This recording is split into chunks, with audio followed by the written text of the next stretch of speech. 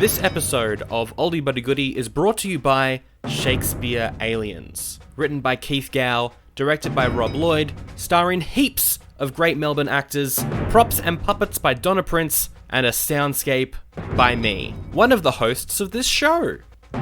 Shakespeare Aliens is the brand new play hitting Melbourne in January that asks the question, what if James Cameron's Aliens was written by William Shakespeare?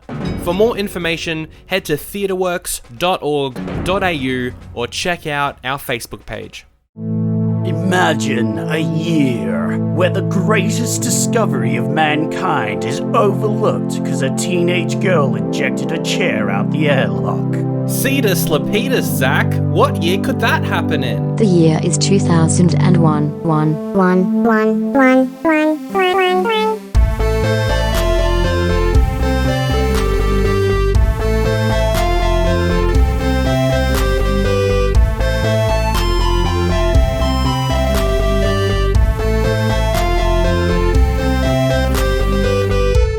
Hello and welcome to Oldie But A Goodie. I'm still not over that new theme song. I'm still not over it. What happened, Sandro? We had, a tune and, a proper intro and, things. We spent 2.5 minutes coming up with that intro.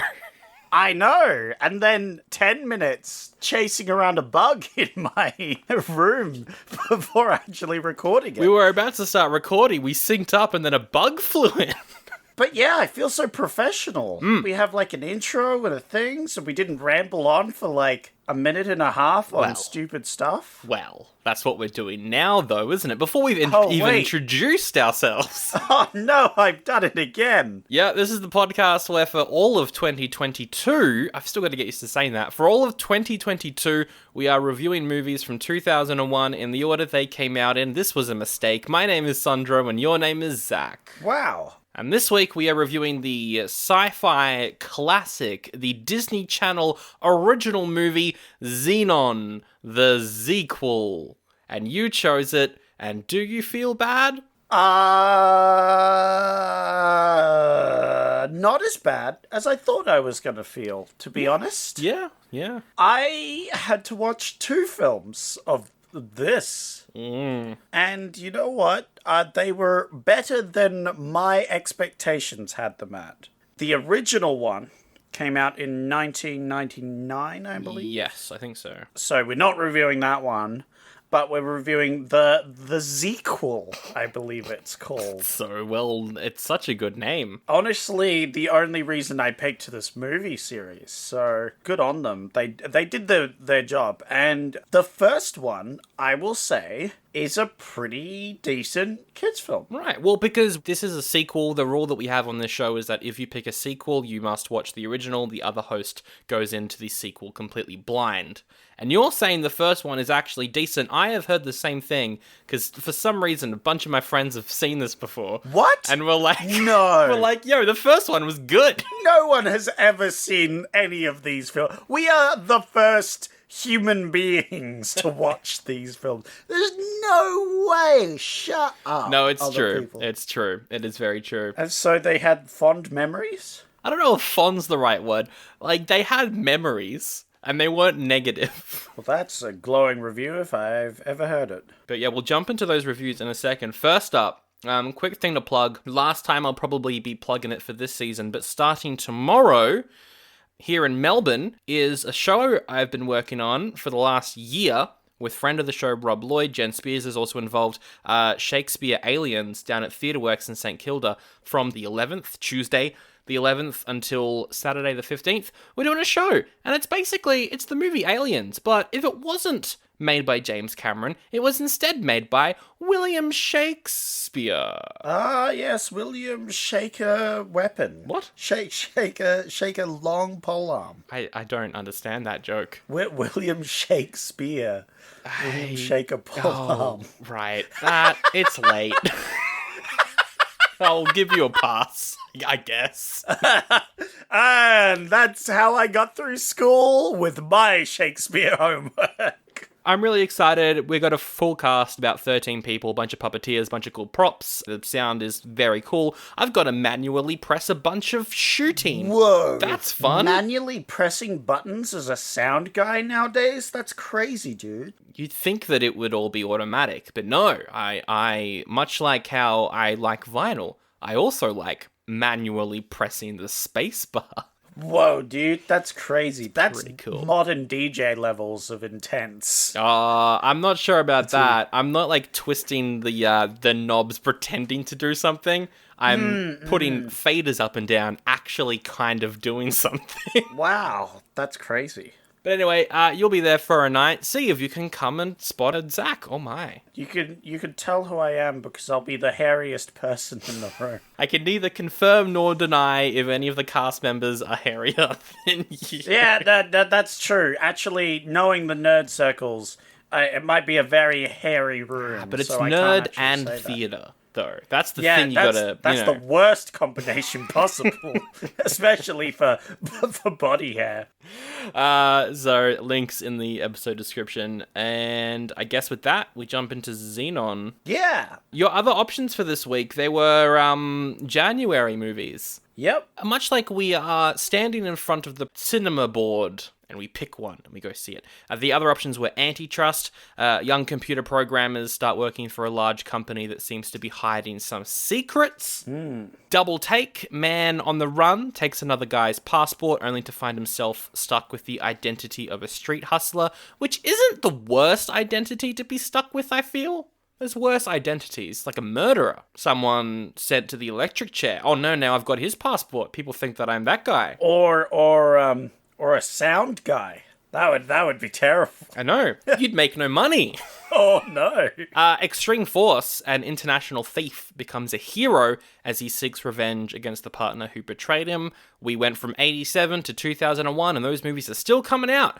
And then Save the Last Dance, two teens train for a dance audition and probably fall in love, I guess. That's what I would assume happens. I have barely anything to say about those because they all sound terrible. They do. This was released January 12th on the Disney Channel. Now, it is actually based off a book called Zenon, Girl of the 21st Century, which it shares a name with the first movie. The movies are nothing like the books, from what I can tell. Very, very loose adaptations, but this is probably where you can talk about that first movie. What is it? What's it about? Okay, so Zenon, the Girl of the 21st Century, was a 1999 TV movie. She's a bit of a silly, sort of a rebel girl, and she gets in trouble all the time because she leads her best friend getting into all sorts of mischief. Uh-oh. But where she discovers an evil plot.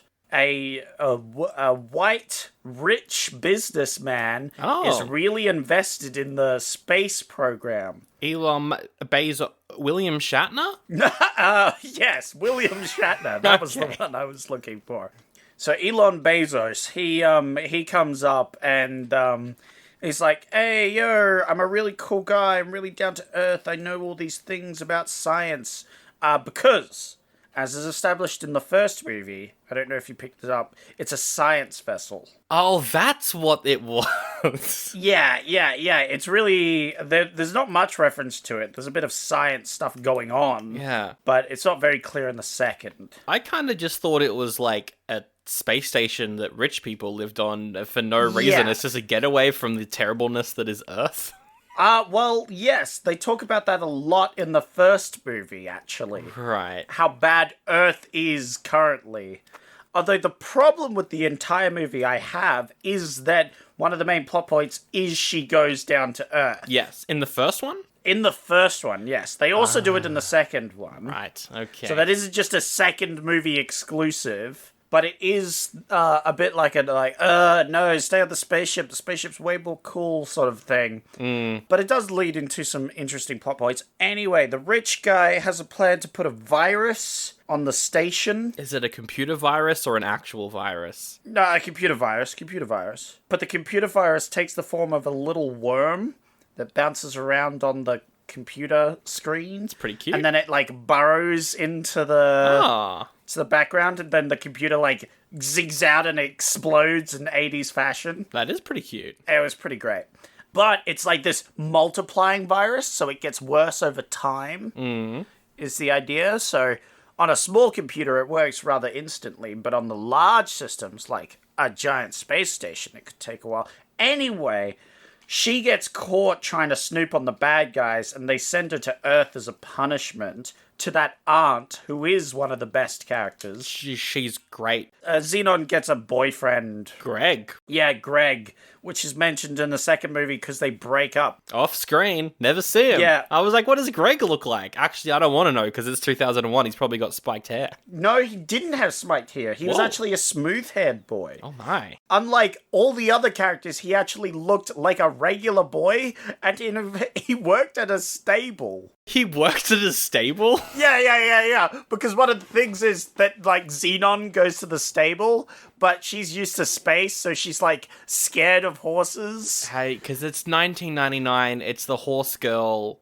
cliche, right? Yeah, it's a horse girl mania. Yeah. Yeah, of course. And then the comment the auntie says is like, you've been here, like, less than a day on Earth, and you're already having it better with the boys than me. Yeah, right. It's a very good child's film, I'd say. It was mildly entertaining for me, mostly for the wrong reasons. There is a reference to the Clintons, is presidents of Earth at the time. Wait, hang on. Yes. But isn't it set in like 2050 or something? Yes. No, it's not one of the Clintons we know, it's one of their ancestors. Oh, it's another Clinton. It's another Clinton. Great. So it simultaneously predicts things in the future, but it also dates itself at the same time. It does a little bit. Because it had self-driving cars. Which is obviously a thing we have now. Yeah. But in the movie. So that's something it predicted in this movie. But also, it predicted there'd be another Clinton in the office. So, you know. which was very wrong. It's ooh. Well, maybe that is because we do live in the evil parallel dimension to the one that this one takes place in. This is the one where Hillary won, I guess, and things were slightly better. Who knows, honestly? I don't know. Earth still seems like it's going into meltdown because they talk about tornadoes and stuff going on. Oh, it's not like a tornado almost hit Queensland last week. Yeah, so it kind of also predicts climate change. Well, that's one thing I wanted to bring up in the Zequel, is there are parallels to be drawn towards climate change in the sequel. Well, they also make, like, they don't say, oh, there's climate change or whatever, but they say Earth is really crappy now. All these things, they, like, say, oh, there's just tornadoes going off and the weather changes at any point, you know. It's more played off as a thing that, like, children that have grown up on a space station, they've never heard of weather changing, and it sounds crazy to them. But also, yeah. How did, one of the big questions I have about the first one, because I was very surprised how in the Zequel, all the CGI stuff looked kind of okay. Oh, yeah. It's pretty much the same. Yeah, okay. I remember there was, like, a hologram, which was decent. It was your classic, like, it's just a fuzzy hologram person. Okay. There was their teacher teaching about history, and she screams because protozoa, as it turns out. Oh, is he in the first one as well? Oh, he is one of the main features of the first one. He is integral to the plot of the first movie. He is sidelined in the second movie quite heavily, but in the first movie, he is one of the main characters, I would say, almost. Okay. Because what happens is, I should have mentioned this earlier, the second B plot is that Protozoa is coming to the space station. Zenon wins a competition to dance up on stage with him. But she gets sent down to Earth as a punishment, right? So she can't go up on stage because she's not in the space station. So one of the B plot lines is to get back. The way she does is by going to, like, a presentation where Protozoa's at and, like, being like, hey, I'm your contest winner. When you go up to space, can you take me with you? And he's like, oh, yeah, you are, crazy lady. How is the biggest pop star on the planet this approachable? I don't understand. Oh, she sneaks in. She Okay, sneaks that's in. fine, And, that's like, fine. there's loads of... The whole thing is there's loads of security, and she has to sneak past them. Right. It ends with the concert, just like the second one. Yep.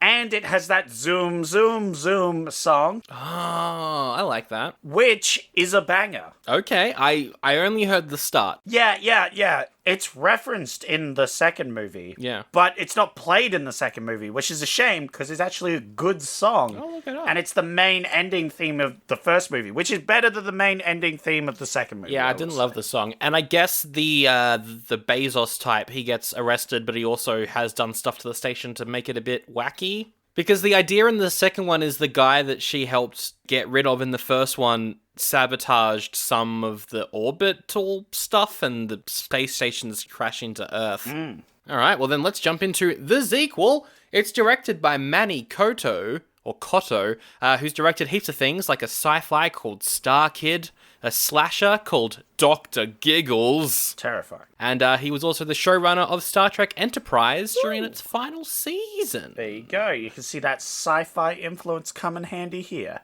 I think this is Star Trek for kids, but with space puns. Yes. That's basically what this is. Oh, yes. Yeah, he's also done work on Dexter and American Horror Story recently as well, so he's continuing that horror streak. For the cast, Kristen Storms is Zenon Carr. She was 16 when she made this. She was also a series regular on the soap opera Days of Our Lives, and she's the voice of Bonnie in the original Kim Possible series.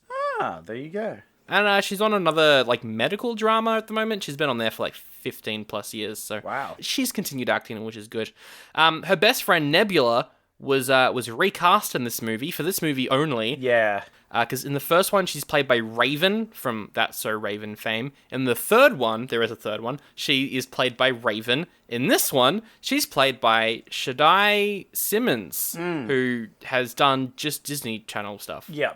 Who else we got in this movie? We got Lauren Maltby playing Margie. Margie's also from a Disney Channel movie called Stepsister from the Planet Weird. Whoa. Whoa! She's a very good, annoying in the context of the movie, but also likable character. Yes. Was Margie. I was very surprised by the character of Margie, and she gets a redemption arc. That's great! Yeah.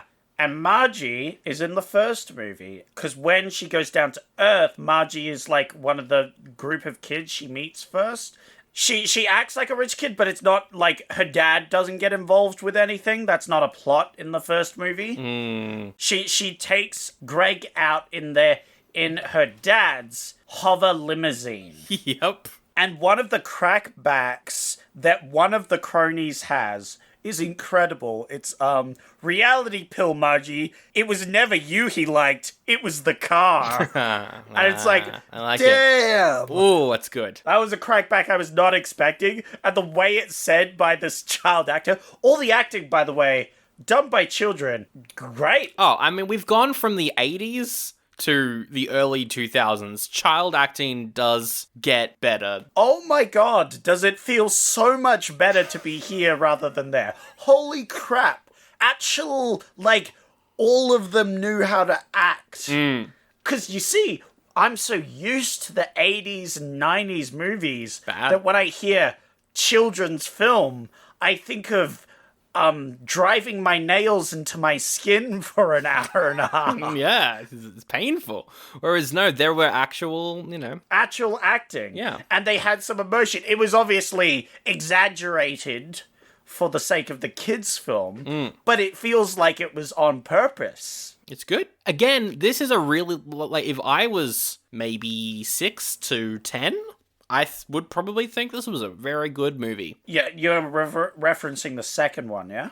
I'd probably prefer the first one, but I haven't seen it, so I can't really... Yeah, you haven't seen it. Yeah. I think it's only marginally better than the second one. Yeah. But the second one becomes better with the context of the first one. Right, That's the okay. problem. You're missing the context of the first one. Yeah, and it's also a TV movie. Who watches a TV... Yeah. In the lead up to the release of High School Musical 2, there was High School Musical on every single day for like 2 weeks, right? Yeah, That's yeah, my experience yeah. with TV movies is that. So it would be, It literally leads off the foot of Yeah. the first movie. And the big thing to me was that most of the actors from the first movie are in the second one. But there's like a whole, like, it feels like this leads off from the first movie a lot. So missing the context from that is rather rough. I feel it goes from, you see the first movie, like 6 to 10. Then, when you're a bit older, you can see the second one, you know? You relate more to the second one. As she ages, you age. So you see... Oh, actually, no, minus age. Because you don't want to have them the same age. Cause no, then you want to be younger than the main character. Yeah, you want to be younger than the main character because it's like, I want to be like that when I grow up, sort of thing. Yeah. Because it's otherwise you'd be like, I don't act like that. That's so cringe. That's so minor. Oh my god. That's entertainment minor. That's cringe major. We'll get into all of that very soon. I don't have it written down from the first movie, and I'm so annoyed with myself. I should have, because I was out of it. I was after work, and I was like, I have to watch this kid's movie. I am going to have several drinks beforehand. But, like, there was so many quotes I wanted to write down. Oh, well. But Margie's dad, General Hammond, is actually played by John Getz. I did want to bring him up because he's in The Fly and The Fly 2, but also recently he's been in Doom Patrol, American Horror Story. He's actually really good. Oh, there you go. And then finally, we mentioned him up top, the pop star Protozoa. He is played by Philip Reese. I was amazed to find out that he's actually British. Ah. He is, because I was like, that's a fake accent. But it's real. He was a recurring character on Netflix's Night Flyers TV show, which, if you are new to this show, Night Flyers, a movie we covered last year, it was very bad. Right, yeah, I forgot there was a TV show of that. Was the TV show any good? No, we can watch it one day, I guess, for Patreon. I really don't want to. Not if it was bad, considering the first one was also very bad. Yeah, they're both really bad. Maybe the book's bad as well. I'll never know. Never know. No critics score on Rotten Tomatoes. It's just got one negative review. Audience score is 46, though. 5.6 out of 10 on IMDb as well. Pretty split. Obviously, no idea how much it cost, because it is a TV show. They don't report those sort of things. I would say it would be about as much as like the big sci-fi shows at the time. Obviously, we don't know how much money the movie made either, because it was shown on TV. A fun fact, though, this was the first ever Disney Channel original movie sequel. And first ever Zequel ever made. And last ever sequel. Thank the Lord. Although it was followed by the Zrilogy. No, I hate that. There's a singular tagline. You've got to give this tagline a thumb up or a thumb down. Are you ready? I give it a thumb down. You've predicted it. Yeah. Cetus-Lupeedus, she's back!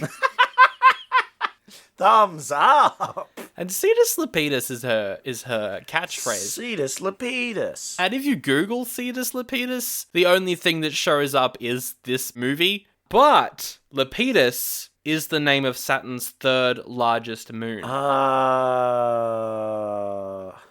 liked major and minor. Yeah, please explain how the major-minor thing works. Well, it's quite simple. You say, this podcast is rocking major. Ah! That makes sense. Yeah, because it's hip, it's cool. Yeah. Where in reality, this podcast is lame minor. Ooh. I liked when there's a moment where the dad tells someone something that Zenon said, and he puts on this like, that's so minor, like voice. Yeah, he tries to copy her. I thought that was funny. Yeah, the dad of the first one was better. But yeah. We should probably get to the plot. The plot starts off, the synopsis starts off rather, with a opening crawl. Is there an opening crawl in the first one? Nope. Okay. The first movie starts with Zenon waking up late for school. But she wakes up in space, so her alarm clock, it's not a regular alarm clock, it's actually a recording of her from the previous day, ? What? And it's telling her to get up and do things. Does she do that every night? Every night she goes to sleep and records a message for her future... That feels like a better opening than the opening in this one, which is, yeah, just like an opening crawl. Oh, yeah, no, the opening was way better. Well, that's the thing.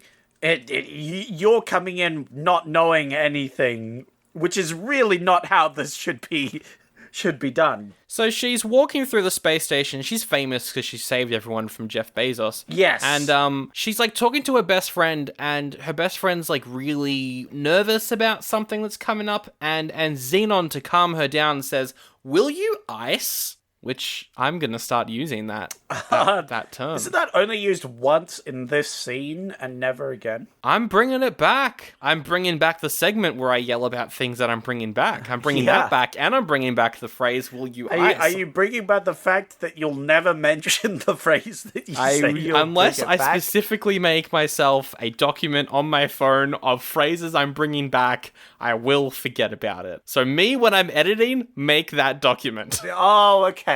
You're gonna live editing. Editing Sandro is too lazy to do that. Editing Sandro is too busy. He's got to get this shit together by the 11th. You know, so he's got his work cut out for him. It's true. You wouldn't do it, editing Sandro. You wouldn't do it. See, now I'm peer pressuring him into doing it. You will do it. Or else I'm going to break your finger. Whoa. And by your finger, I mean my finger. I've got a vice. I'm going to snap it off. I'm confused as to how your threat works. Anyway, moving on. I guess I just keep my finger in a vice until I'm up to editing this point. Yeah, but how are you going to type a thing on your phone if you've got your finger in a vice, Sancho? I don't know. You didn't think this through, Sancho. And I've already thrown away the key to the vice. It's a special vice that requires a key. You need a device to help you there. Ha ha! The future. The future. Because it's getting rid of a vice, and it's a device. They walk into a room, and Zenon's like, "Hey, Raven," but you're not actually Raven. You are Raven in the other one, but not in this one. You're more famous. The actor's more famous than the other one. Anyway, computer games. Let's play one. Yep. This is very stupid. This put me off on the wrong foot for this movie, I think. Yeah, this is a very stupid opening, especially seeing as the last movie wasn't this stupid. Very stupid. Turns out the video game that they're playing is actually the door controls for the airlock in the commander's room, which is jettisoning chairs and other things. Now, here's my question. How did she discover this game and not already get in trouble? Yeah, because she's been playing this game. Supposedly, she's been playing this game constantly. And we see in the movie that she's not good at this game. Nope. Maybe she was doing it to other people's rooms, not Plank's not the room? commander's. Yeah.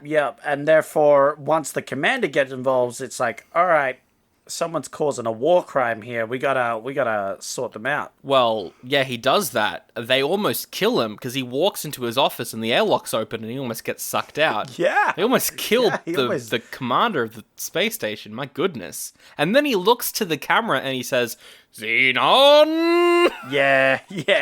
Or something like that. That's great. He would be my thing. My way to fix this movie's opening is this is the cold opening, right? So it starts off with them walking down the corridors. "Will you ice?" Playing the game. Commander's almost sucked out of the airlock. He turns to the camera. Zenon theme music plays. Yep. The font kind of flashes up, Zenon as it appears on screen. We get some scenes from the first movie. They're all friends. They turn to the camera. It's the actor's name. You know what I mean? And then the movie starts from that point. But also, you would have been more confused, I think. Probably would have been. Greg dumps Zenon over text. A thing before that was really a thing. Hey, again, these movies have a real knack for predicting the future while simultaneously being very dated. Yes. But also it was 2000. 2000. People were texting then, but not as much as I think people were breaking up over text. They weren't really text breaking up. I think they were phone breaking up though. Yeah. You'd call someone's home phone and then tell them you were breaking up. And then your sister would be crying into the phone, but you needed to use the phone because you were going to call up Davin from down the block to see if he wanted to play some video games or something on your GameCube. I don't miss home phones. They're very annoying. But also, that was very nostalgic, everything that you just said. Yeah. Especially Derek. Shout out to my boy I Derek. thought it was Devon. No, it's Devon Derek. Devon Darrick? Yeah, that's his full name. Hang on, I know a Derek Devon. You know a Derek Devon. We grew up in the same area, so maybe... Maybe the same guy. Was Derek Devon playing a prank on me this whole time, reversing his name? I think the pranks were the friends we made along the way. Anyway, the commander is like, you almost sucked me out of an airlock, so I'm giving you a job in alien control or something. Alien observation, I think it is. And she's teamed up with this guy who is really trying to make this very particular phrase a thing. Yeah, look, this guy's a This Movie exclusive, and you know what? He's pretty great. I like him. I like him a lot. Yeah, so at the very end of the movie, he and Zenon share a look, and you're kind of thinking maybe in the third film they get together. He's not in the third film. Oof. So he's only in this one. Big yikes. And what's the phrase that he's really trying to make a thing? I don't remember. What happens when you take someone that's so rude, it's ludicrous. Oh, right. Yeah. Rudicus. He keeps saying rudicrous. Rudicrous. Constantly. The fact that I couldn't remember that line, rudicrous.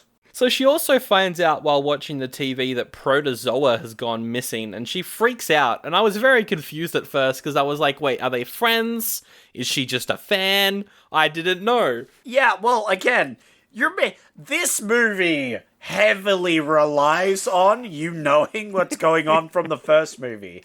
Like, it's going off the pretenses. Yeah. All the characters in this movie, except for Ludacris over here, were in the first movie, I think. Except for maybe the dad as well. Like, who was at least referenced in the first movie. Only Ludacris over here is a true original character.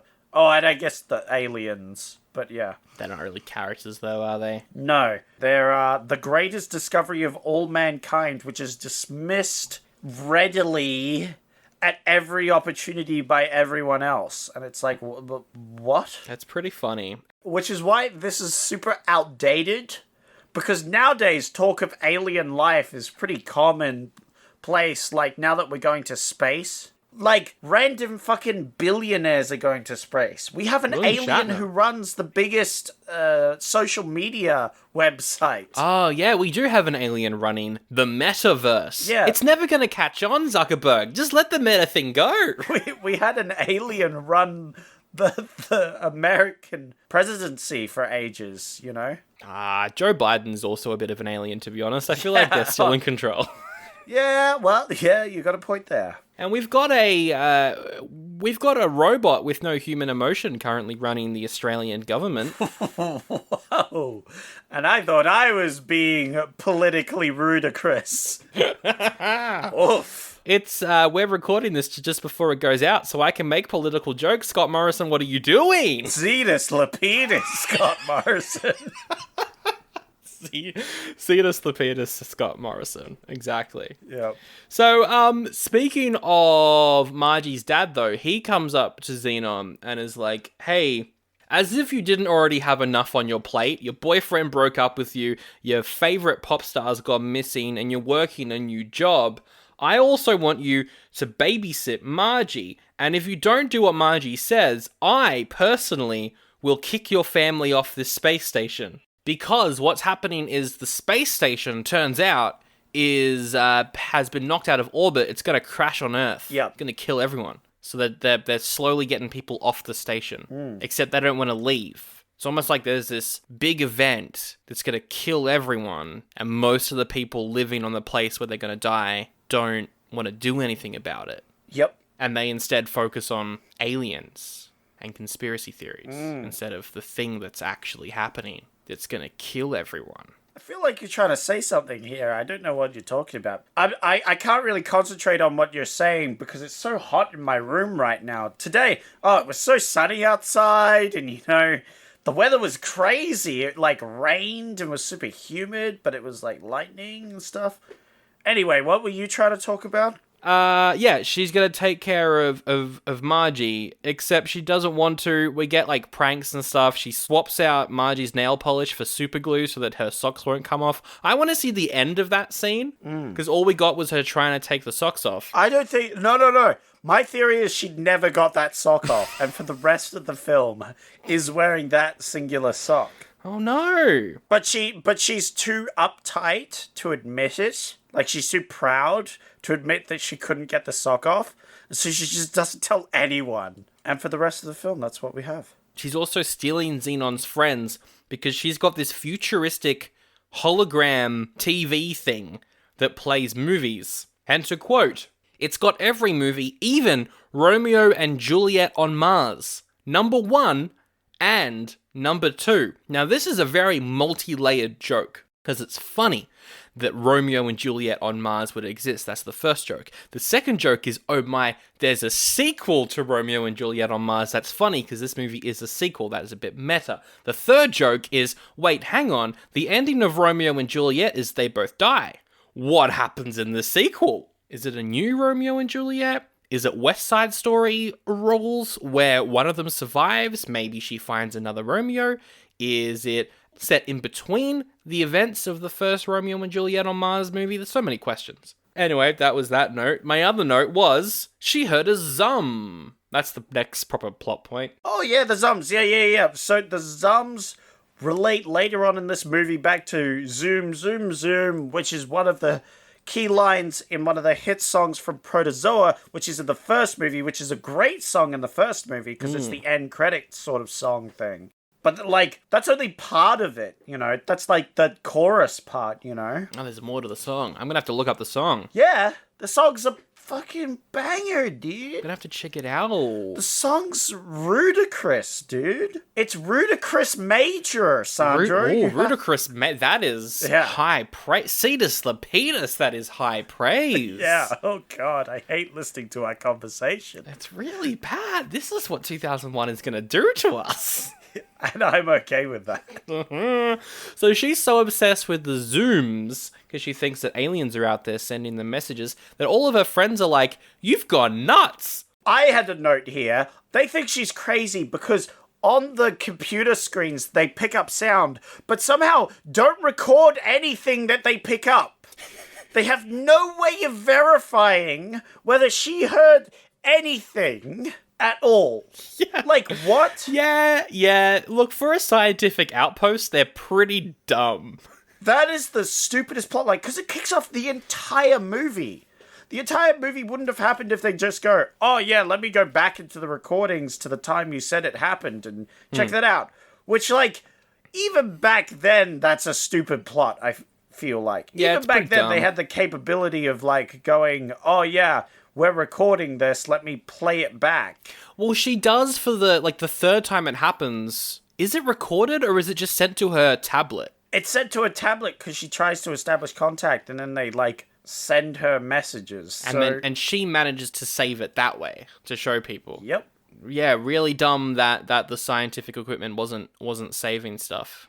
So anyway, she then smuggles herself to Earth once she realizes that all the Zums are the pop star guy. Oh my god, this hurt my fucking brain when they tried to explain this, because they in the movie have multiple theories as to what's happening. One is that Protozoa was an alien, but they quickly dismissed that. No, what's in fact is they're trying to speak with Protozoa. They're like, yes, maybe they want to contact him. Yes. So now we need to find him. But he's been on hiatus since the last movie, exactly. Yeah, he's gone on break. He's got writer's block. Yeah. So then they track him down by, like, listening to his songs, and his songs reference someone. Yeah, it's dumb. I hated that scene. Yeah, well, it's a children's movie, it was whatever. And then, yeah, it turns out he's just been hiding in a condo for, like, 2 years. Yeah, he's gone full Kanye. Yeah. He's rented a place to just stay in and write. He also looks and acts worse than the first movie. Okay. Is it a different actor? No, it's the same actor, I'm pretty sure. Yeah, that's what I thought. He's very lame in this movie. Interesting. Compared to the first one. Well, the first one, he's like more of an idiot. You know, in this one, he is an idiot, Yeah. but like... He's like a depressed idiot in this one. Yeah. No, in the first one, he's like a very happy-go-lucky. He doesn't really know what's going on. Yeah. He's just like, whoa, hey, you are that girl that won the contest. Weird. Yeah, you can go in my ship. Let's go. Rock on. And this one, he's like, oh, I have hit all the peaks of humanity. Where is there to go but down at this point? That is why I've retired. There's nothing I can do. Now I'm going to work on my presidential campaign or something. Oh, yeah, he's like, I've already been the first rock star to perform in space. Next, I want to be president, but I'm not American. Maybe I'll be the Pope, but to do that, I actually have to be Catholic, and I don't want to do that. Very funny. That was pretty funny. But also funny that he wanted to be the president because much like Kanye West. Yeah. Also funny how Catholics exist in 2050. Are you saying we should... Hold up. Cetus-Lupeedus, Sandro. What are you trying to say?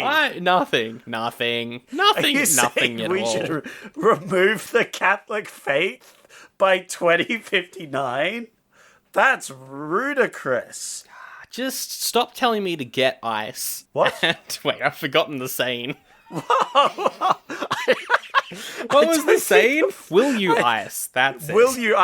Get ice is a way. That's a different phrase. Australian saying. Yeah. I think you're mixing that up with an Australian phrase there, Sandro. So what Zenon does is she's This like, is why all right, you can't bring things back, Sandro, because you bring them back but mix it up. I bring it back, mix it up, and end up just giving people ice instead. Yeah, it's no good. Cetus-Lupeedus. So Xenon's like, all right, well, he's on Earth. I will smuggle myself in a crate. Many questions how she got through all of that, like how she survived in a crate with no packing. I feel like there'd be a lot of security to the station, not off the station, right? They'd be worried about people, I don't know, 9/11ing. This is before 9/11. No one knew that would be possible. No, because it's 2049, right? Oh, wait. In the movie. Hang on, but they wrote it before 9/11 happened. Yeah, no, but I'm saying in the universe, right? Actually, there's the good universe. Maybe 9/11 didn't happen in their universe. Maybe. That's why the Clintons got elected. That's a conspiracy theory I don't want to get into. Yeah, no. Anyway, moving on from whatever I was just trying to say there. The point being that there would be a lot more security going to the station than from away from the station, because you could send a virus up to the station to try and destroy the station. And also, they want people to get off the station because the station's going to crash and kill everyone. Yeah, you can't bring, like, explosives or other things from the station, because they would have to be sent there the first place, right? True. Unless they're making their own makeshift explosions on the... I'm sure they could, but they would be noted down, you know? It's a lot more difficult. I feel like the security's a lot laxer going from the station. That's all I'm trying to say. And that 9/11 was done by... Oh dear. So, Zenon, she arrives in a crate on Earth. Plot twist, Margie also smuggled herself into Zequel. I was surprised. She has a bit more gumption in her, because she's supposed to be the pretty girl, right? Spoiled. But she still stuffs herself in the crate. She does complain about it, but she did it. And then they have, like, a confrontation, and she's like, oh, why do you hate me so much? And they're like... I'm going with you. I want to be on the adventure too this time. Yeah. You know? And so they now team up. They kind of become reluctant friends at this point. Yes. And if you're wondering where is the character that was played by Raven, but not in this movie, she's been relocated to Earth and is also going to join in at some point. Who cares? Oh, yeah. And I think originally it was in the script, it was supposed to be the best friend going with maybe her.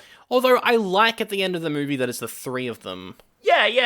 No. But I feel like in the original script, it's opposite way round. Right. She and her best friend take the things down, and then they meet up with Margie, right? At the end, yeah, okay. But because it's a different actor, they were like, instead, let's have Margie more in the spotlight because it's the original actor. Yeah. That is probably the case, I think. That's probably the case. So they go to Aunt Judy, who, from what I could tell, was just a conspiracy theory nut. That's what I thought she was based off this movie. But if she was in the first one, I can imagine, that she's a little bit different. No, she has no references to conspiracy theories whatsoever. Okay. So anyway, she drives the two girls to the jungle. Just the jungle in the country it's based in. It's very unspecific. Yep. They drive to the jungle to go and find protozoa. They walk through the jungle. Margie falls in poo at some point. Their path gets blocked by a giant spider. Oh yeah, this is really weird. It's very odd. Why is there a whole thing where they fight a spider? It's a bit of padding, I feel, but it's rather amusing.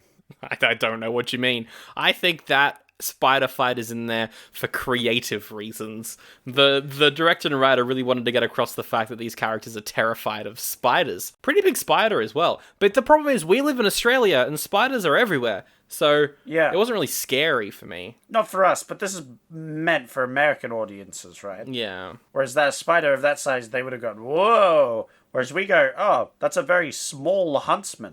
Yeah. You know, one of the most harmless spiders we have here. Oh no.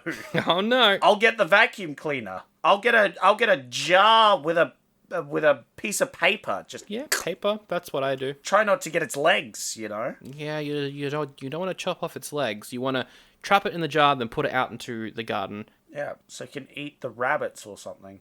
I don't think a huntsman would eat rabbits. No. Sandro, wink, wink. Absolutely, they do that. Oh, yes. Remember? American audiences. Yes. Wink, wink. And they team up with the drop bears to fight against the emus that have forgotten that the Great Emu War is over. Yeah. Those renegade emus. Yeah. Emus. Thank God they fight against each other. Otherwise, us Australians would be doomed, you know? Their constant conflict. Make sure that we don't take the brunt of it. One day I am going to write a musical about the Great Emu War. Yeah. I've been thinking about it for like 5 years. I should do it. Oh, absolutely. I'd love to help you on that one. Definitely. But yeah, as I was saying, huntsmen's least dangerous spiders in Australia. So they find Protozoa's house, walk up to it, but oh no, they get stuck in a tickle trap. Proto comes out. They talk with him. They're like, you'll be the first pop star to ever perform in front of aliens. And he's like, sweet. Let's bloody do it, governor, innit? That's what he says. That's how he talks. That is, one, not what he says, and two, not how he talks. What sort of British is he? He's like radical young British. I can't. He's like half bimbo, half. Oh right, so more like Love Island. Yeah. More like a Love Island contender. Yeah. Absolutely. I could see him on Love Island. I would. No, I wouldn't. But I would watch the ads for it. He's absolutely a Love Island contender. What's this whole thing about? They're like he's like, well, why didn't the aliens land, bruv? And they're like, they probably watched E.T. and knew that scientists would kidnap them or something. What was that conversation? Was that just so that they could have an E.T. reference? I think so. I don't think that was of any importance whatsoever, so I didn't remember it at all. I remember they said something about E.T. They made a reference, and I was like, E.T. But I think it's just them coming up with an idea that's later on explained, where the aliens are like, yeah, we were stuck in the system. Like, it's just, once again, laying down an idea that turns out to be false to mislead children. Love misleading children. Who don't know what's happening. Yeah, true. What's happening up on the space station, though? There's more stuff happening with the parents. Yeah, so Zenon needs a spaceship so she can contact the aliens, so the commander's like, okay, I can do this favor for you to try and get to talk to these aliens. I'm gonna talk to the commander dude. Yep. Gonna get myself permission to go on a shuttle. So that is the commander, who's the nice one, talking to Margie's dad, who is the one that's trying to save everyone's life. Sorry, Margie's dad is the one trying to save everyone's life? Yeah, he's the one who's like, everyone's gonna die. Yeah. Because the space station's crashing and you're all ignoring it, talking about aliens. Whereas I'm trying to be like, hey, the danger is real and you should stop ignoring it. You're all gonna die. But he also plans to, like, instantly dismantle all of the ship, and there's that sort of reveal later on that he is actually kind of evil. Doesn't he then get redeemed, though? Not really. Oh no, he just has a speech where he's like, I didn't want to be a mustache-twirling villain. I took his word for it. He was a bit evil, actually. He was evil. That's the whole point. It was a little bit. The Yeah. whole point was Margie listened in on the dad and then was like, oh, my dad's actually not as a cooler guy as I thought. That's and right. then she stands up to him and he's like, oh man, now I'm taking consequences for my actions. So yeah, Plank, the commander of the station, asks him for a shuttle to go visit Judy, and he's like, yep, sure. But then he gets found out, so then he gets sent to the brig. By the way, Judy and Plank get together at the end of the first movie, and it's like this last minute thing because Judy, like, accidentally smuggles herself up on the spaceship that's Right. going up because she's trying to get Zenon off the spaceship. And she's afraid of space, right? That's her whole thing. And so she's super nervous, but then she has like a meet cute with the captain. Right. So it's very funny to hear that they're married in the second one. I'm like, yay! Yeah. That came to fruition. That's so stupid. I love it. But if the first one ends with them getting together, and the second one ends with them being married, how does the third one end? Divorce. Oh no! Yeah, the third one takes a depressing turn. It's pretty depressing major. Depressing major. That's very ludicrous. It's marriage minor. So the ludicrous guy is that then like, all right, I guess I'll have to trust Zenon's parents to get the space shuttle. Yeah. I don't know if you said it because I missed it, but yeah, Plank gets caught because he's just having a discussion, and the commander's behind him, and he's like, "Hey, yeah, I'm gonna lock you in the brig. F you, bud." Yeah, so Zenon's mum is a pilot, but she hasn't flown in a while. And she's also... Did you notice the helmet that she had on?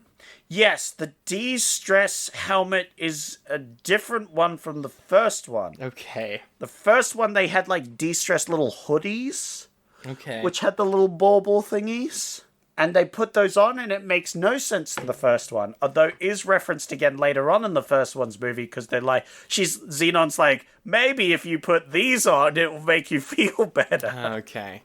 Whereas in the second one, it's a de-stress bicycle helmet, Yeah. except it's made of plastic, and it lights up with like fancy lights when you pull a little cord on the side.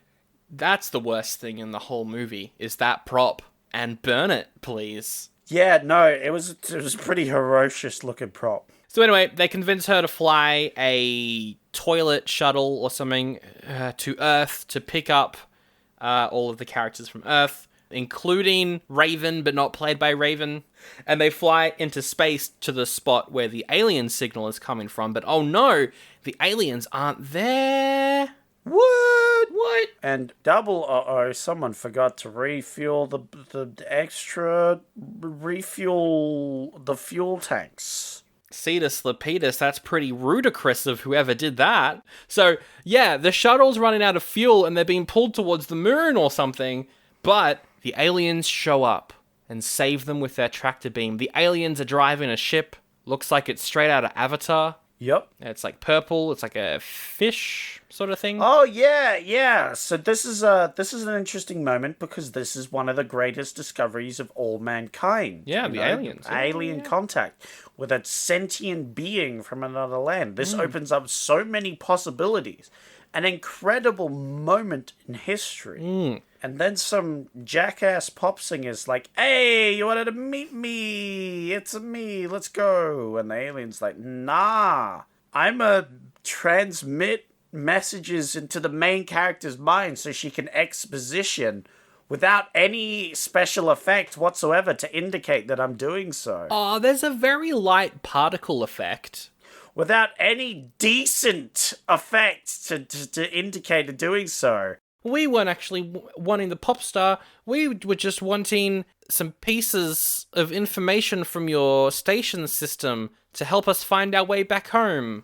We wanted maps, I think, or something like that, to get back home. And we didn't just want to take it because that's a bit rude. So we thought we'd ask you instead. And they go, ha ha ha, the aliens were just being polite. Ah ha ha ha. So they take the aliens back to the space station and no one believes them. Everyone's like, you're a bunch of lunatics coming in. Whoa! Coming in here and talking about aliens. That's not real. But then the aliens show up and they fix the space station and they put it back into orbit. Yeah, and the dad's like, oh man, maybe they were right. Maybe the greatest discovery of all time is a thing. Maybe the only way that we can fix that big thing that's coming that's going to kill everyone is with the help of another form of being out there, actually. Maybe we should keep searching for aliens. Cetus-Lupeedus! Aliens exist!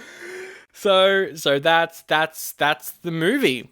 Crisis averted. It ends with a song from Protozoa. He's singing at the wedding that we mentioned. Yes. And it's a worse song than the first one. The first one, Yeah. definitely an actual pretty solid one. Whereas this one, I was like, yeah, whatever. Oh, it does end with a pretty funny joke, which is the dad of Margie. He's now cool with the commander of the space station, and the commander of the space station, he sees Margie's dad and is like, "You were bad, but actually I respect you. I'm gonna salute you." And Margie's dad goes to salute, but he's got a drink in his hand, and that is Zenon the Zequel. You didn't rate the first one. What would you rate the first one? Oldie or a goodie? I would rate the first one a goodie. Nice. I would take my child to see that movie, and I'd be pretty confident that they would not only enjoy it, but in like 5-10 years, also think it was very lame. Oh. And be like, Dad, I don't want to watch it anymore. It's not cool anymore. But you'd be like, oh, I love this story so much. We're going to keep watching it, child of mine. Yeah. Yeah, okay. Yeah, that's good. A goodie for the first one. What about the sequel then? I feel like the Zequel is a Frozen 2 of movies. I didn't watch Frozen 2, so I can't comment on that. Correct. No one did.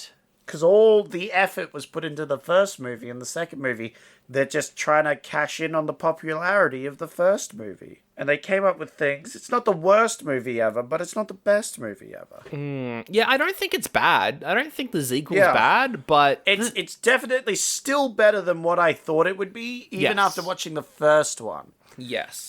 Because I watched the first one with low expectations, very low, and was pleasantly surprised throughout. In this one, I was surprised it just wasn't hot garbage. Like, the third one looks like the hot garbage sequel. Yeah, the third one doesn't look very good. I don't think we'll ever review it, but maybe one day we might be forced into it by our Patreons. I want to do a Patreon. You do want to? Okay, where fine. I watch the third movie and you watch the first movie. I think I'd be more interested in watching the third movie. I want to see where the story goes. I don't want to go back in time and see the start. You need the context of the first movie, Sandro. Well, I say you watch the first movie and the third movie then. All right, maybe I'll do that. We both watch the third movie. When are we doing that then? Next month? Nah, we'll just put it in the to-do list. Yeah, that's probably a good idea. Yeah, so I would give this sequel... I would give it an oldie, but it's not bad. Yeah. I just would never watch it again, personally. For many years I have said I would give a movie a goodie if I think I would recommend it to someone. Yeah. And I would very specifically recommend it to a younger audience. Because I have criticized children's films before for being dumb. For being just for kids, and being bad for that. But you can make things like Incredibles, which is a kids' movie, like it's aimed towards kids, that is entertaining for adults, because it goes over adult things, sort of thing. So, you can entertain adults and have a good film, which is also a child's film, right? Yeah. I feel like this film is adequate and entertaining enough, like it's a not a bad film, right? It's not annoying. Yes. For grown-ups. I don't think it's good. No. It's not like Incredibles, where as an adult you might actively go and seek it out. It's definitely for a much younger audience, and it commits more to that, but it doesn't make a bad film. No. And excuse it off as, oh, well, it's a child's film, no one cares, right? I will give this a goodie. Oh, you give both of them a goodie. All right. I will give both of them a goodie, mostly because I think that I would suggest this to a child. I would be like, hey, child of mine, spawn of my loins. Specifically your child. I was going to say, you shouldn't just go up to random children and tell them to watch something on Disney+. No. Specifically, whatever I just said, they are. and I'd be like, hey, solar flare, my child. Oh. Let's go watch that movie that influenced your name. You called your kid Solar Flare, not Cetus-Lupeedus? No. I just say Cetus-Lupeedus a lot around them. So anyway, yeah, wow, a goodie from you. I'm surprised, actually. I thought that you would hate this movie more than me. That's what I thought going into it. There is an actual sequel to this, came out in 2004, called Zenon Z3. She's 18 in this one. Yep. It's set around this thing called the Teen Supreme Contest, which, if she's 18, technically she's a teenager, I guess, but I would consider her a young adult at that point. I wouldn't necessarily say that she's eligible to win the Teen Supreme contest. I mean, yeah, but also she wins at, like, everything she does. Like, it's established in the first one that, like, the other kids literally, after it's announced, go, oh, of course she won. Like, it's a regular thing that everything just happens around her. Right. Like, outside of the story, she's the main character of the station as well. Yes. Which I thought was amusing. But yeah. Well, speaking of sequels, though, if you're familiar with the show outside of last year, you would remember that we used to pitch sequels to every movie that we did. This year, we're not doing that because it's 2001, Zach. Oh. No one's interested in, like, direct sequels in 2001. Everyone's interested in crossovers. Whoa, crossovers. Well, actually, or live animated reboots. Oh, well, that's more the 2010s, I think. Oh, sorry. Yeah. Sorry, I'm thinking of 2021, not 21. But anyway, what we're doing this year is, because like 2001, Jason versus Freddy was just on the horizon. You know what I mean? Like crossover movies. They were a big thing. And what we're going to do, I've got a random number generator. It's going to be between 1 and 157, which is every episode we've ever done. Oh, boy. And whatever number it lands on, we've got to come up with a sequel and a crossover between Zenon the Zequel and whatever movie we covered on that episode. When did Alien vs. Predator come out? That would have been around the same time as well, actually. Yeah. So you're right, that it is the crossover season. Yeah, Alien vs. Predator was 2004. There you go. It's exactly around that period where you get... Because that is, I think, the greatest crossover of all time. I think it peaks there, right? So here we go. It's the new segment. It's the new one that we're doing. We're not both coming up with a pitch. We're working together. And I guess because you chose, you can come up with the first idea, I guess. Anyway, I'm pressing the button. Are you ready? I'm ready, Major. 125. 125. What is that one? What movie did we review on that one? Let me pretty go recent. into the logs. Very recent. You're correct. It is an 87 movie. 125 is Beverly Hills Cop 2. Ah, easy. You just smooth on into the comedy. It's less a crossover, more they just get what's his face from Eddie Murphy into it, yeah. Yeah, they get Eddie Murphy onto it. Well, he's just about to do Shrek, so it would make sense, right? He's the peak. Exactly. This is the peak of Eddie Murphy. And so what happens is he comes onto the ship and he is like I'm gonna make him an alien ambassador from another planet. Oh, okay. Wait, so it's not crossing over with Axel. Oh, wait, no. I have to make him human. No. Okay, sorry, I mixed up my things. No, sorry. It's not expressly said that he's Beverly Hills Cop, but they do say he is a cop from Beverly Hills. Maybe he's like the great no, it's only 50 years in the future. Maybe he's the grandson of Axel Foley. Yeah. Yeah. Exactly. And he's the grandson of a famous cop. And now he's like a space... I'm going to say he's a pilot.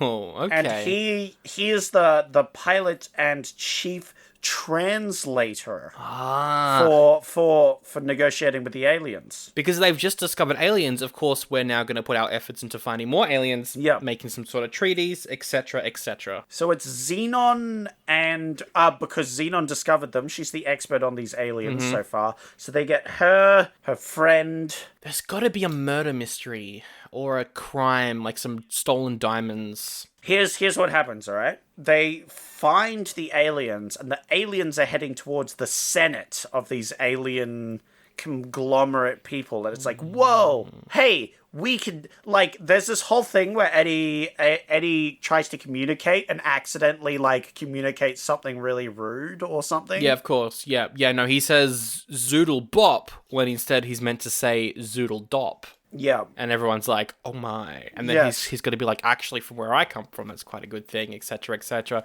Yeah. You know what I mean? Oh, yeah, absolutely. He, like, tells them that their like, butts really big. And, of course, the aliens are confused. But then he's like, no, but you see, from Earth, having a large butt is a good thing. Yes. And then the aliens are like, oh, yes, you also have a big butt, Eddie Murphy. Yeah. So there's a lot of that. Half of the movie is that, and all of the Eddie Murphy stuff feels like its own thing. You've got like the Zenon absolutely. stuff, which is like, it's for kids, it's political, but it's also, it's interesting. It carries some weight. And then you just got Eddie Murphy doing his dumb stuff in the corner. Yeah. And so they go to this, like, alien gathering, but at the alien gathering, it's found that one of the like, head alien president has, I don't want to say murder, because that's a big... Yeah, for a kid's film. No, for a kid's film. Yeah. Well, kidnapping, maybe. Kidnapping. Oh, yeah, kidnapped's perfect. Yeah, kidnapped. The Sir Blobulus, who is just like, looks like a fat, I'm gonna say, like, blueberry. Right. So what Eddie Murphy does is he's like, okay, to go and get the Blobulus, I have to meet with the people holding him hostage, pay the ransom. So what I'm going to do is I'm going to dress up as Bobulus's brother. Oh. And so then he dresses up as like an alien, and he's like, I'm an alien, hey! So he's got this big, like, fat suit on. Yeah. He paints himself blue. Yeah.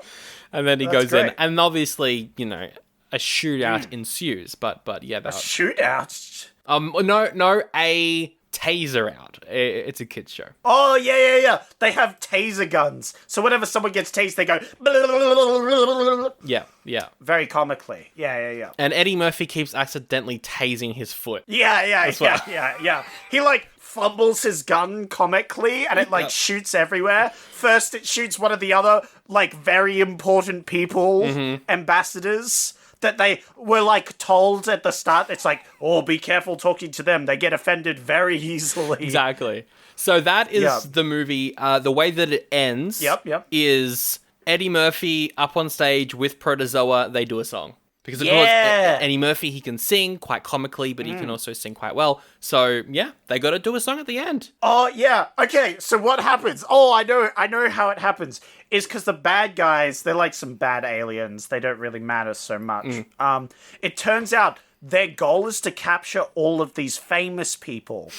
And one of the people they capture is Protozoa. Of course. And so it's like... Protozoa is just randomly there. Of course. And that's how he gets tied into all of this, which is very funny. I love that. And, at the end, everyone compliments each other on their big butts. Yep. To bring it all back. And that is Zenon the Zrossover. Zenon and the Beverly Hills crossover. Well, that is the new segment. I hope that you like it, but I think it's time to go back to a bit of a classic.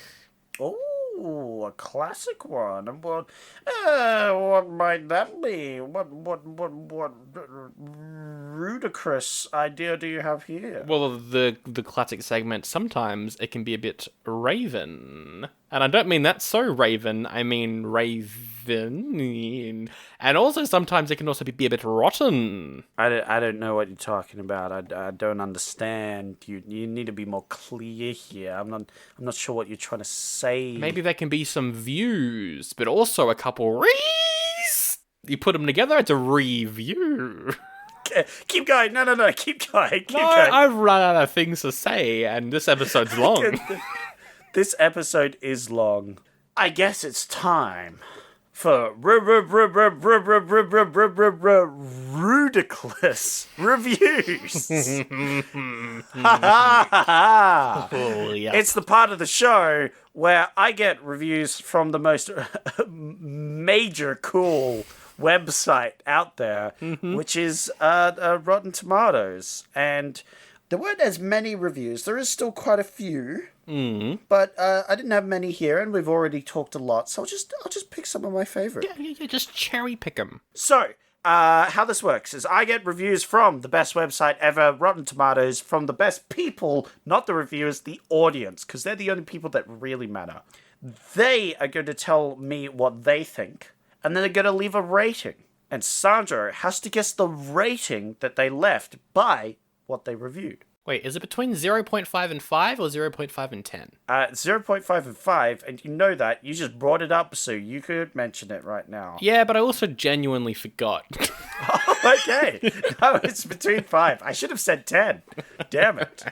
I'll begin this first year's Rudiclous reviews.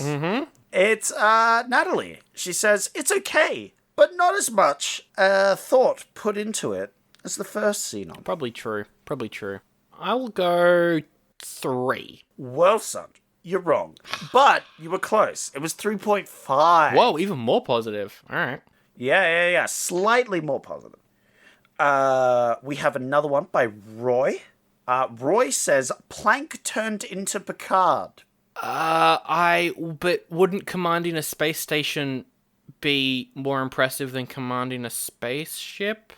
I kind of feel like the space station position is like the retiree position. That's the one that you do after you do the heavy lifting in the spaceship. I feel like there's more authority to a, like, battleship commander, like an admiral. Oh, but they're explorers. They're not a battleship. Yeah, like an admiral position than a listening post, you know. Well, that's more what I mean, though, is like the space station would be the retiree position. Yeah, but I don't know if that's more prestigious. That's just like, now that you're retired, go fucking do this, you know? I'm going to say that's probably a...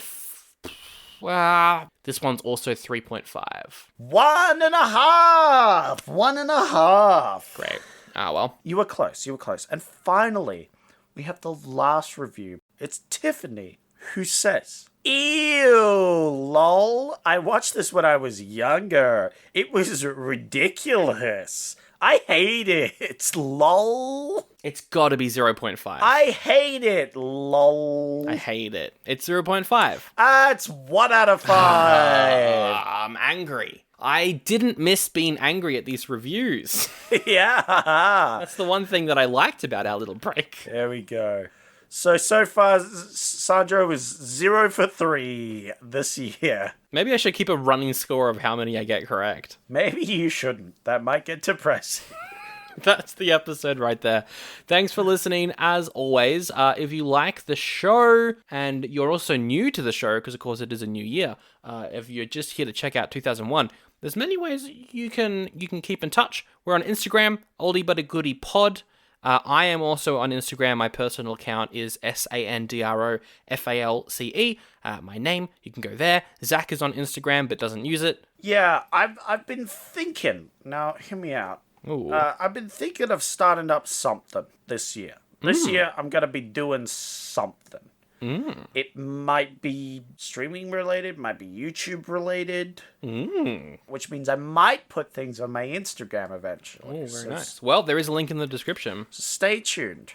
We are also on Facebook, which is Sandro and Zach's Oldie But A Goodie. Oldie But A Goodie. Yeehaw! Yeehaw! And we are, of course, also on every single streaming service. If you've got a friend and you think your friend will like the show, number one way to help out is just to tell your friend about the show. That helps. You can also review us on iTunes and Spotify. Spotify finally allows ratings. Good on you, Spotify. And that helps out. And then also, if you want to help out the show on a monetary sense, it is not an obligation, but if you heard the bonus battle that we did with Ben that was just released a couple days ago, and you're like, I want to hear more of that, patreon.com/Oldie But A Goodie Pod is where you can find them for upwards of $5 a month. You get upwards of 2 bonus episodes a month. This month's episodes are out in about 2 weeks. We're doing Chud 2, a sequel to a film we did in the 80s, and also a very funny movie called New York Ninja, which I'm very excited to review that one very soon. All right. Sandra, do you know what it's now time for? It's time to do a little bit of a song and dance. It's time to do a little bit of song and dance. Zoom, zoom, zoom. No, you're wrong, Sandro. Oh. You're wrong, Major. No, it's actually time for you to pick your first film of 2022 / 2001. Good work. Nailed it. All of this looks very January. Oh no. So, your first option is The Amati Girls. 4 sisters help their widowed mother and learn things that affect the entire family. Sounds like a lot. Crossfire Trail. A western about a dude who defends his dad's friend's ranch. It was the most watched TV movie ever before High School Musical came out. Oh, another TV movie. Yeah. And for the most watched TV movie before High School Musical, I've never heard of it. I've never heard of it either. The Pledge. Jack Nicholson pledges to catch the killer of a young child. Well, okay. I do like Jack Nicholson. And Lie. A 15-year-old boy becomes involved in a relationship with a much older man. Oh. I don't want to do that. No. I do not want to talk about that topic. Well, it's not the first one. It's not the last one. It's the 2 in the middle. Jack Nicholson catching a killer, though. I'm like, See, that's my problem right now in, like, January, is we're still getting a lot of the same stuff that we saw in the 80s. One thing that we didn't get much of in the 80s was a serious Western, like a modern Western. Ah, yes. I love Westerns. I'm a big fan of them. Are you looking at Crossfire Trail, a Western about a dude who defends his... I think I said his dad's friend before, actually. Yeah, defends his dead friend's ranch. That sounds fun.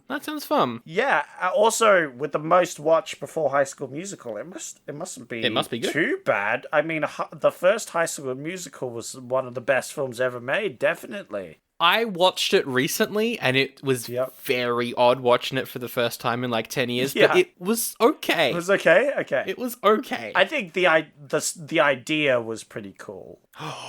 Tom Selleck is in Crossfire Trail, and he was good as Mustache Man in 3 Men and a Baby. Oh, Mustache Man. I'm picking Crossfire Trail. I liked Mustache Man. Yeah. He was one of the better actors. All right, we'll do Crossfire Trail next week. Another TV movie. How about that? 2 in a row. It's because most January theatrical releases are terrible. Yeah, well, here's the thing. You talked about why movies in January are so bad. The reason is that they just put out trash because the trash couldn't compete in December because that's when all the good movies are competing to come out in the holidays. So it's just when the kids go back, none of the good movies want to come out, and they just release the trash. Exactly. It's all the movies the studios have no faith in. Yeah. Let's do Crossfire Trail next week, and I guess we're still wrapping things up with our favorite quote, right? I have the perfect quote for this one. Well, my quote is, of course, the fact that the hologram has Romeo and Juliet on Mars, 1 and 2, which, thinking about it, maybe the second one is like, yes, they both died at the end of the first one, but they're resurrected.